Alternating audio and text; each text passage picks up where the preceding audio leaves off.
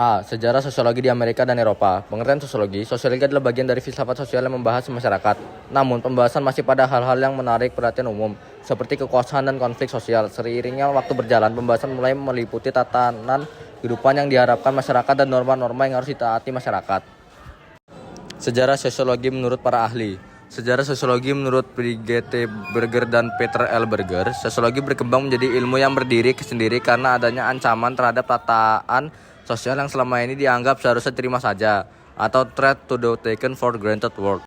Sejarah sosiologi menurut para ahli. Menurut L. Leyendecker, mengidentifikasi ancaman tersebut meliputi revolusi, industri, dan revolusi Prancis, kapitalisme pada akhir abad ke-15, perubahan di bidang sosial dan politik. Akibat gerakan reformasi yang dicetuskan Martin Luther, meningkatkan individualisme, era ilmu pengetahuan modern, dan berkembang kepercayaan pada diri sendiri. Menurut Leyendecker, ancaman-ancaman tersebut menyebabkan perubahan-perubahan jangka panjang yang sangat menguncang masyarakat Eropa. Sejarah sosiologi menurut para ahli. Menurut Anthony Giddens, menyatakan bahwa latar belakang lahirnya sosiologi adalah serangkaian perubahan besar yang disebabkan oleh dua revolusi besar yang terjadi di Eropa pada abad ke-18 dan abad ke-19. Sejarah sosiologi menurut para ahli. Menurut Auguste Comte, revolusi Prancis, masyarakat yang dilandas keras dengan konflik antar kelas.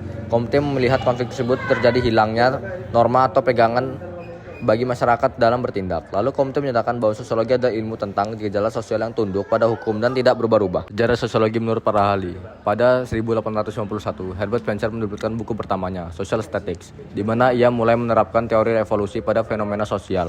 Dari buku itulah, peran Herbert Spencer dalam berkembang ilmu sosiologi dimulai, yang kemudian mengantarkannya menjadi pelopor perspektif fungsionalis dalam sosiologi. Sejarah sosiologi menurut para ahli. Menurut Emil Durkheim, sosiologi adalah ilmu tentang lembaga-lembaga sosial, yaitu pikiran-pikiran dan tindakan-tindakan yang sudah tertera, yang sedikit banyak menundukkan masyarakat.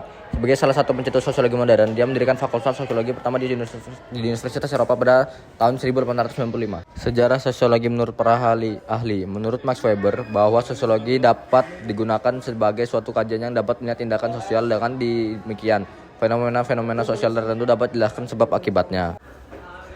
Sejarah perkembangan sosiologi di Indonesia. Sosiologi di Indonesia dimulai sejak tahun 1934 sampai 1935. Ketika Sekolah Tinggi Hukum Jakarta mengadakan kuliah ilmu sosiologi, sosiologi pada saat itu dijadikan sebagai mata kuliah tambahan karena memang sosiologi belum dijadikan sebagai spesialis ilmu yang berdiri sendiri. Sejarah sosiologi menurut Kejar Dewantara. Sosiologi berkaitan dengan konsep kepemimpinan dan berbagai konsep tentang kekeluargaan.